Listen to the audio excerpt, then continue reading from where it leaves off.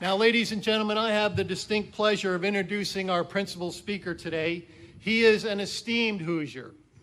He is a man who not only strongly advocates for our service members and our veterans in the House of Representatives, but he too has served. He has deployed in the service of our country to Afghanistan, and he has served the nation well.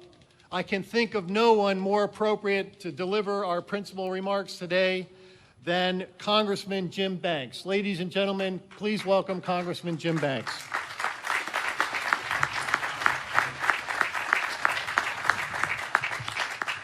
Admiral Caldwell, distinguished guest, it is a great honor to be here with each and every one of you today. What a fine Navy day to commission the best named boat in the United States Navy, the USS Indiana, right?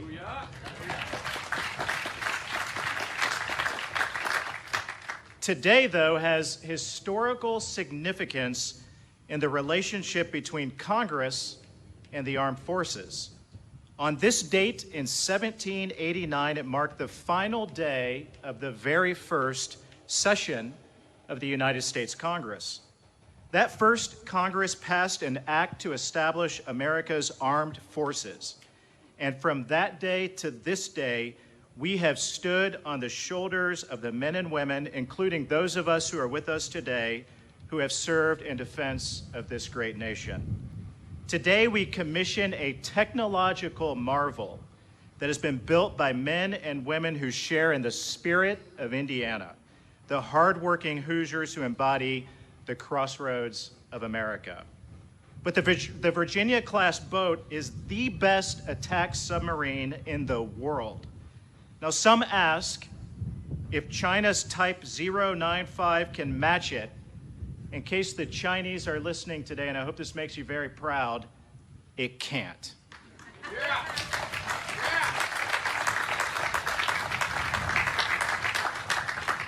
Now, I like to think, in spite of our location geographically in the Midwest, that Indiana is a Navy state.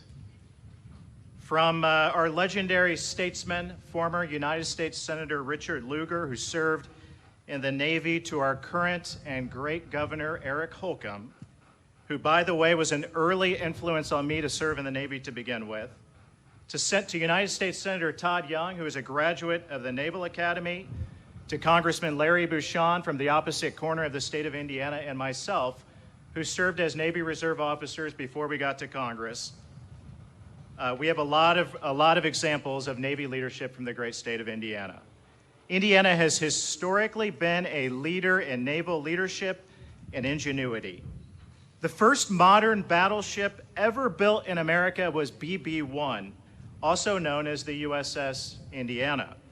Commissioned in 1895, the battleship served in the Spanish-American War near the turn of the century. The second USS Indiana was a planned battleship laid down in 1920. Construction was halted in 1922 following the adoption of the Washington Naval Treaty. The third USS Indiana was a South Dakota-class battleship launched just 1 month before the attack on Pearl Harbor in 1941.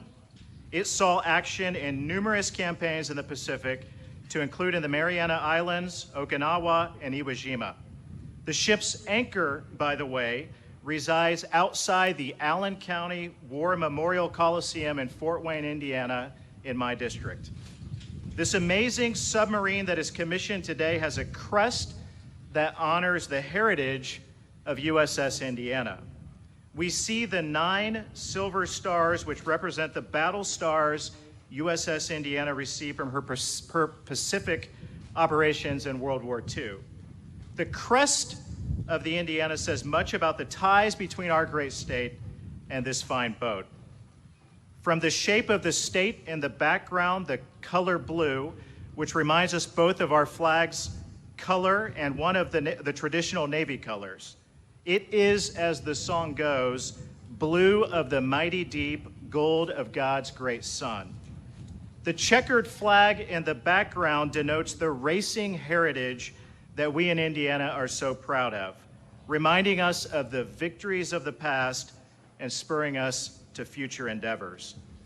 Just above the silver dolphin that stands for the essential Navy enlisted submariners, you may be able to see one small star on the forward turret of BB-58. This represents Naval Support Activity Crane, Indiana, the third largest naval installation in the world. The Indiana is not only about places and things that demonstrate deep connection, though, it's about the Hoosier spirit. Many Hoosiers have served in the Navy admirably, are serving today, and will serve in the future. And I'd like to just take a moment to point out a few of their contributions. To begin with, Admiral Jonas Ingram hailed from Jeffersonville, Indiana. He served in both World Wars. While getting his start at the Naval Academy, Ingram was a member of the school's rowing, track, and football teams, leading the latter team to the midshipmen's first victory in 6 years, by the way, over their bitter rivals, the Army, by scoring the lone touchdown in the 1906 clash. His athletic exploits earned him the Academy's prestigious athletic sword and induction into the College Football Hall of Fame in 1968. According to the College Football Hall of Fame, they called him the one-armed admiral because he often claimed, "I'd give my right arm to win this football game." Even more amazing, though, were his pursuits on the battlefield.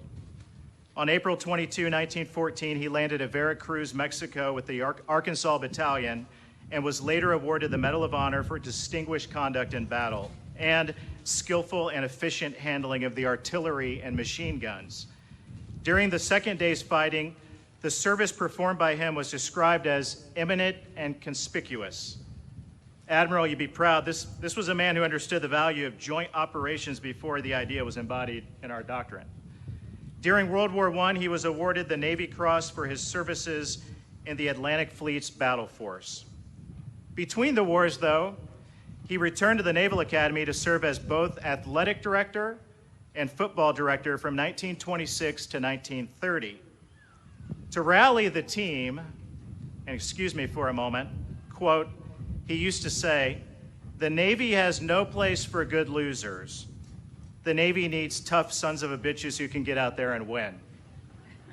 I think President Trump would really like Admiral Ingram's fighting spirit.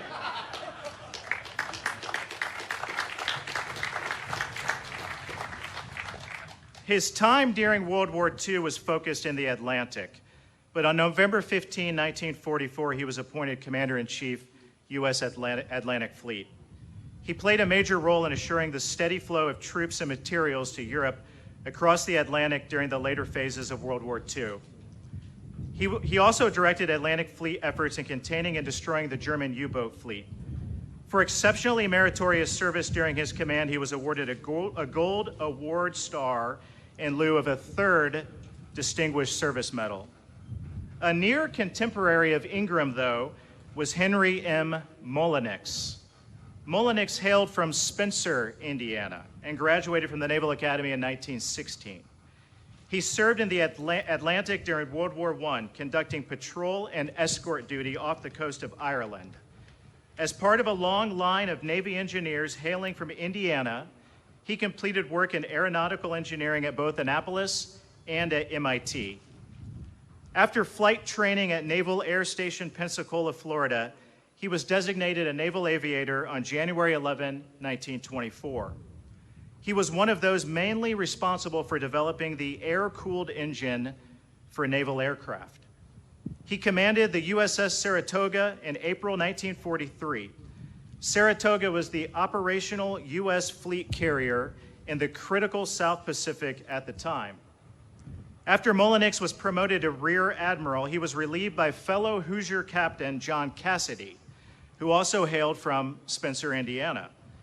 Cassidy would go on to become Commander-in-Chief of U.S. Naval Forces, Eastern Atlantic and Mediterranean from 1954 to 1956, after serving as Deputy Chief of Naval Operations. He also served as 6th Fleet Commander from 1952 to 1954. While not a sailor, Samuel Woodfill also hailed from Jefferson County, Indiana. He was a veteran of the Philippine-American War, World War I, and World War II. General John Pershing called Woodfill, quote, the most outstanding soldier in all of World War I. He won the Medal of Honor by single-handedly neutralizing 3 German machine gun emplacements while suffering the effects of mustard gas, successfully leading his soldiers back to friendly lines without casualties. These are some examples of fine and heroic Hoosiers, and they are the firm foundation that we benefit from today as we celebrate their legacies. Now, it was very formative for me, though, to have served in uniform as a Navy Reserve officer side by side with other service members in Afghanistan. There is a unique bond of trust that develops between service members when operating together under difficult and challenging circumstances.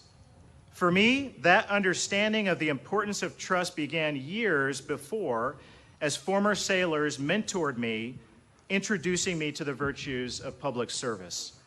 For example, as I mentioned before, Senator Richard Lugar was one of those who spent time with me and inspired me to serve. His own service as a naval officer included time as an intelligence briefer for Admiral Arleigh Burke. Senator Lugar's lasting contributions to our nation, both in uniform and in Congress, were a great model for me to serve in the Navy and also to serve our great state in Congress and at the State House. I'm thankful for the time I got to spend with Senator Lugar, and I want to thank him publicly today for his great public service to our state and nation. Thank you, Senator Lugar.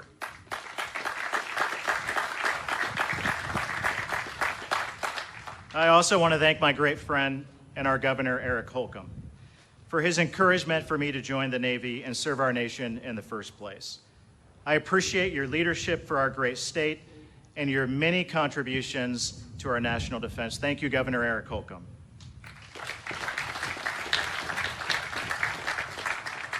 Now, I'm glad that the Indiana's crew has taken the opportunity to enjoy Hoosier hospitality and spirit. Indiana institutions continue to supply the Navy with the finest men and women today. For example, Purdue University supplies the most engineers to the entire United States Navy. And the University of Notre Dame supplies more nuclear officers than any other school in the country. Now, one final note from the crest. Across the banner are the words "Silent Victors." This is taken directly from the Indiana Soldiers and Sailors Monument in Indianapolis. It is fitting for you sailors of the USS Indiana today about to embark on your next chapter. As this new chapter will be written by the silent service, many of us will not know the full extent of the sacrifices and dangers that you will undertake. But without a doubt, it will be written by victors. You are those victors, trained and ready for every mission designed for this amazing technological platform, and essential in this age of strategic competition. For whatever challenge you meet in a domain that most will never see, have confidence that you are backed by the faith of a nation that has stood strong for over 242 years. The Navy song ends with faith, courage, service true, with honor over all. May you maintain that faith, have steadfast courage, and serve with honor throughout all of your days. Godspeed, and thank you for your service. Fair winds and following seas.